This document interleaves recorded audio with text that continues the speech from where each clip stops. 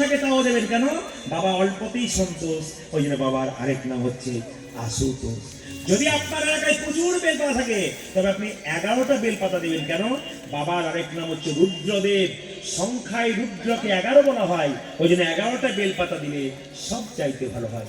এবার আপনাদের বলে যায় যে যেখানে বসে আছেন মন দিয়ে শুনবেন, বলে কি না, বাবা শিবকে যেদিন আপনি শিবরাত্রি বধ করবেন, স্নান যেখানে করুন করুন, এক বালতি জলে কালো তিল ফেলে সেই তিল মাখানো জলটি আপনি মাথায় নেবেন, আপনার লাভ আছে।